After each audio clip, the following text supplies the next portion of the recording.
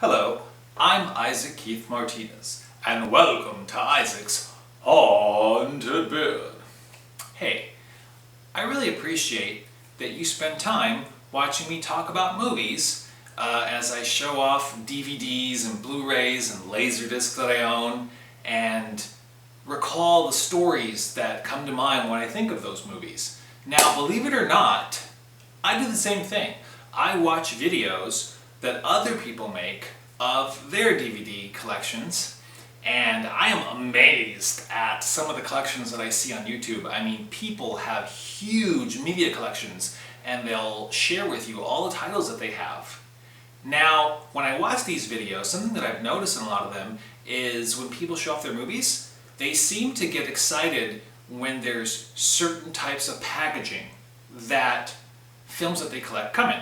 And one of the types of packaging that people tend to be most excited about is SteelBooks. I didn't know that people loved SteelBooks as much as they did until I started watching some of these videos. Now, I'm aware of the phenomenon, and I own a couple of SteelBooks, but I was never particularly drawn to them specifically. Like, ooh, a SteelBook, I must get it. In fact, I was even talking to a friend of mine the other night, and he was telling me this story about how he was looking for a certain movie, and he didn't buy it at this one store because he found out that this other store was offering the same title in a SteelBook. So he went out of his way to go to that other store to get the SteelBook version. I've been collecting films for a long time, and I have acquired a somewhat large collection, but I don't have a lot of SteelBooks. And you'd think for the amount of movies that I have, I'd have a whole bunch of SteelBooks, but I don't, because I've never seeked them out. In fact, the circumstances that surround me getting a SteelBook is that I'm buying a movie anyway, and then that day at that store, that's the packaging that it came in. So I caught myself thinking, I wonder how many SteelBooks I own. Because you see these other videos, people have like 50 SteelBooks or whatever, and I looked through all my movies and I found I only have 5.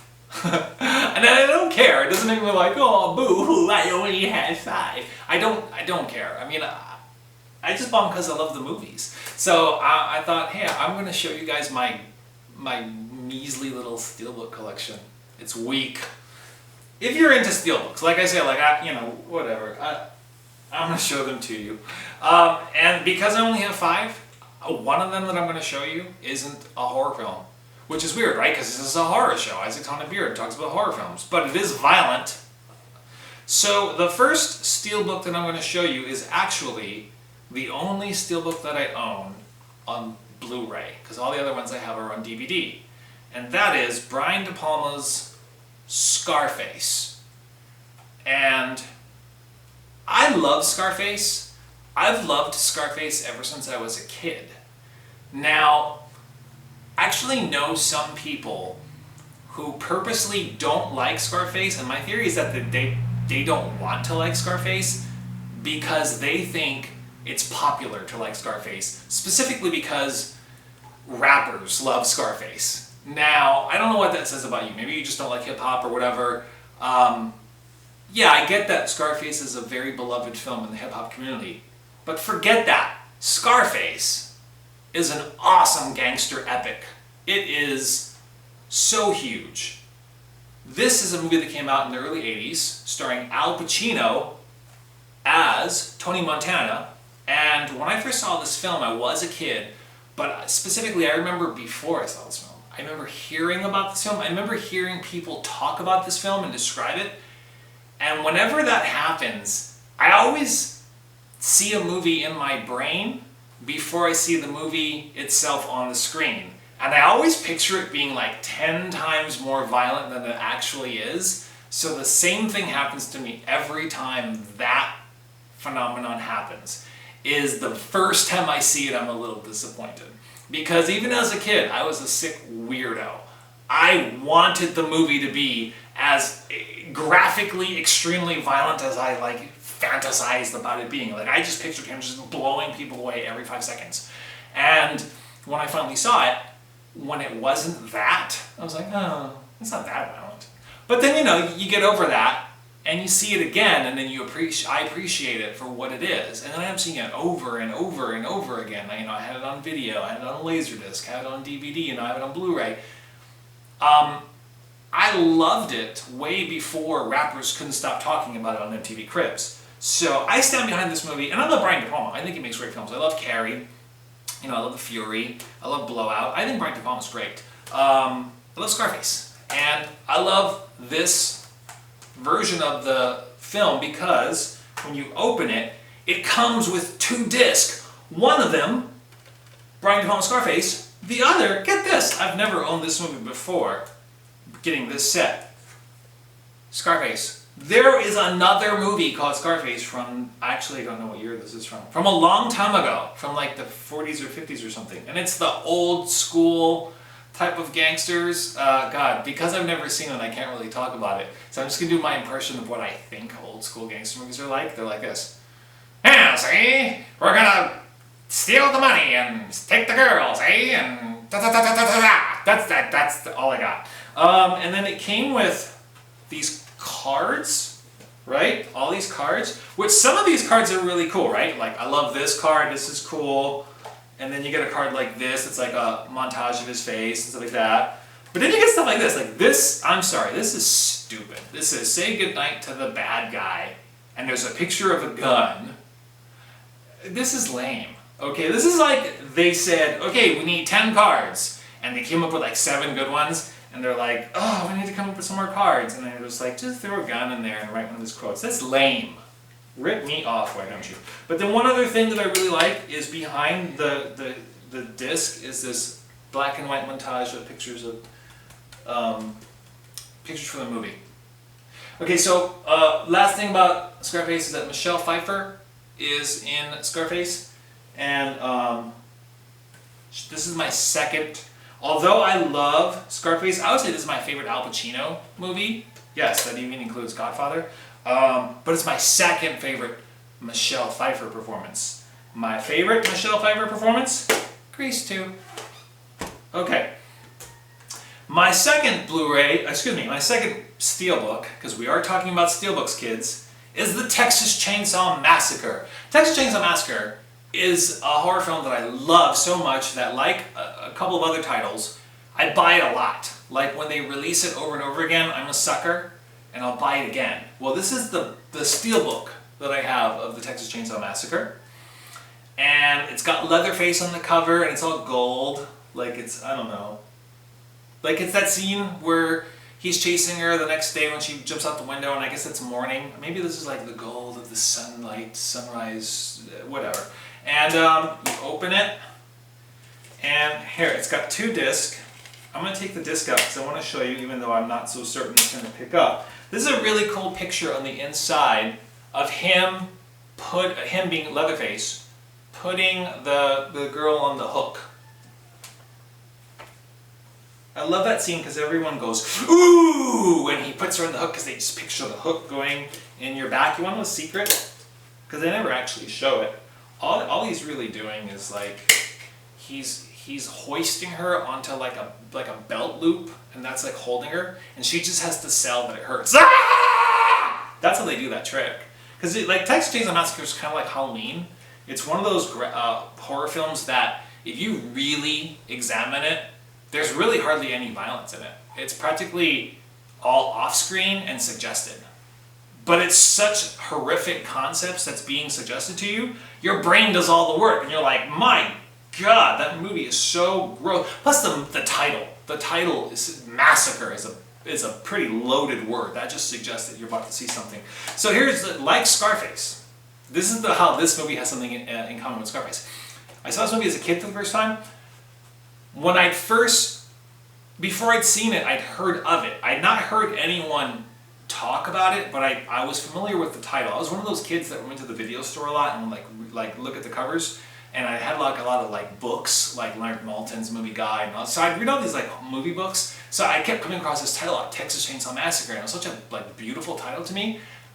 And the word massacre, like even actually, to be honest with you, to this day, I don't really know how many people have to die before something is regarded as a massacre. Because it's such an amazing word. To me, or at least as a kid, to me, like 100 people had to die for it to become a massacre. So, and that's what I thought. I thought that the Texas Chainsaw Massacre must be like this movie where this guy kills like 100, just non-stop killing people. Just like by the time he was done, it was a massacre. There was just thousands of bodies piled everywhere, and there wasn't. And when I finally saw it, I was disappointed because as a kid, I wanted to see that.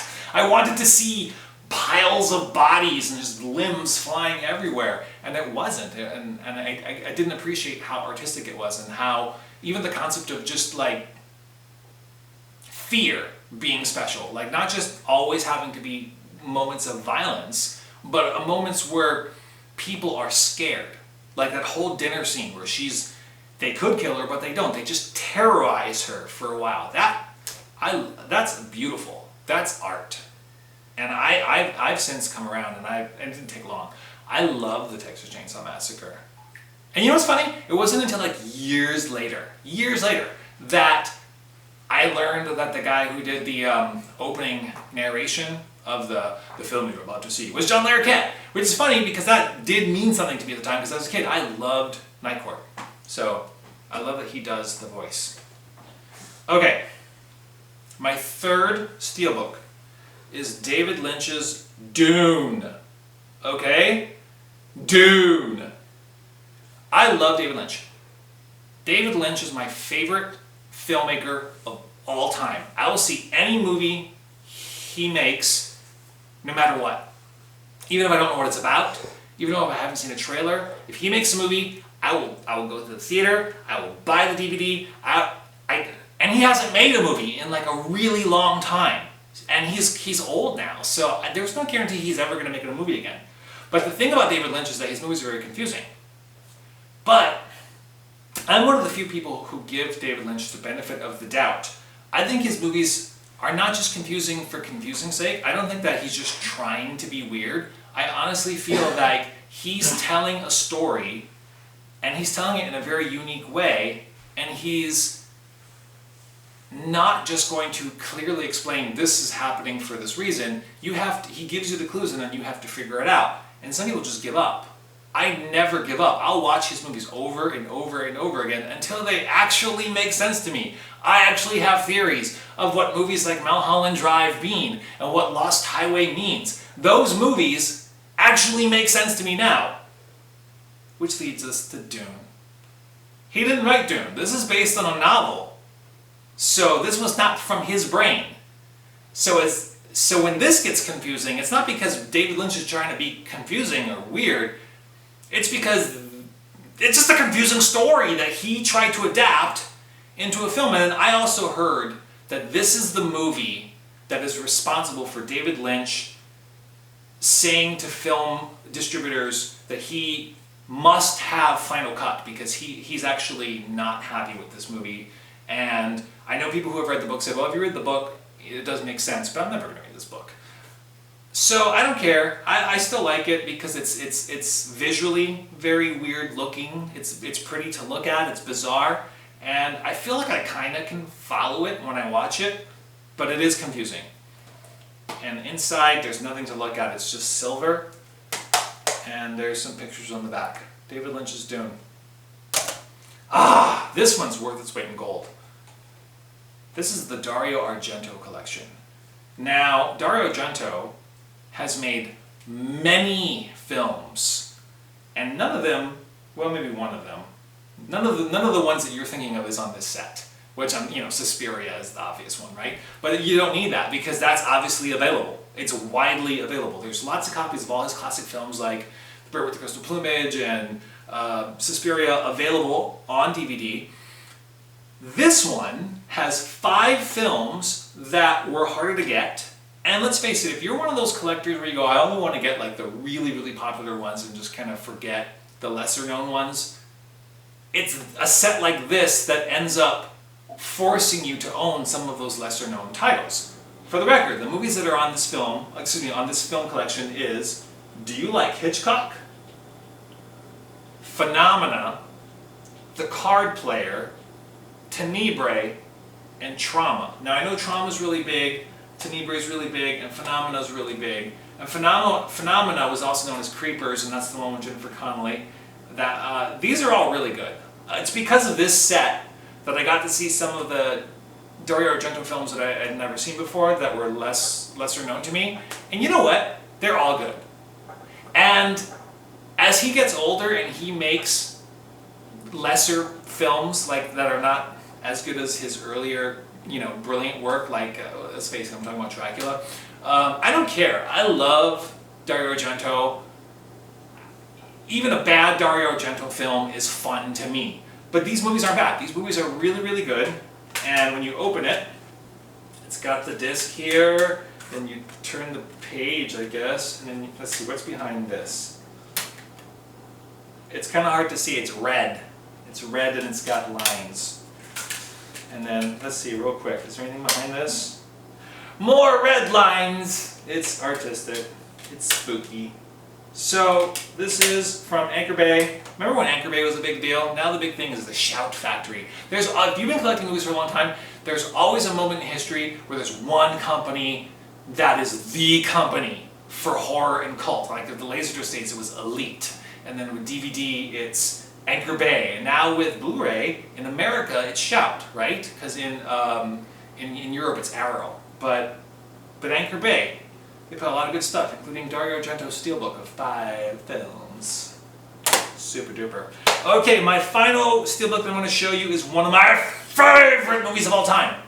Ladies and gentlemen, Paul Verhoeven's science fiction masterpiece, RoboCop. I love this movie so much. This movie was based on an idea that Paul Verhoeven, I hope I don't get this story wrong, Philip K. Dick, who is a famous science fiction author, wrote a story called Do Androids Dream of Electric Sheep, which was very famously adapted into the film Blade Runner. But Paul Verhoeven, just like the title, just had the idea of an android dreaming of electric sheep, and came up with the idea of an actual android dreaming. And remember that scene where he's booting? RoboCop is being rebooted for the night, and he's laying there, and he's having all these flashbacks in his head of when he was a man, and he's shaking and stuff. He built that entire concept around that scene. That inspired RoboCop. I think RoboCop is a masterpiece, and when you open it, it's got a little book in here, and then you pull it out, there's a picture of RoboCop, and then this is the picture in the book, there's just words, and then there's 2 DVDs, one picture of Murphy with his mask on and one without his mask, and then underneath it is a picture of Ed 209. So RoboCop is my 5th and final Steelbook, and if you want a good kick, seek out a song called RoboCop by a group called the Sleazy Boys. It's this dance song that has all these samples from RoboCop, and the chorus goes, RoboCop, dance till you drop, do the RoboCop. I'd buy that for $1. Subscribe to this channel on YouTube. Follow me on Twitter at IsaacSonToday. Check out my blog, isaacsonbeard.blogspot.com. Until next time, boys and girls, bye-bye.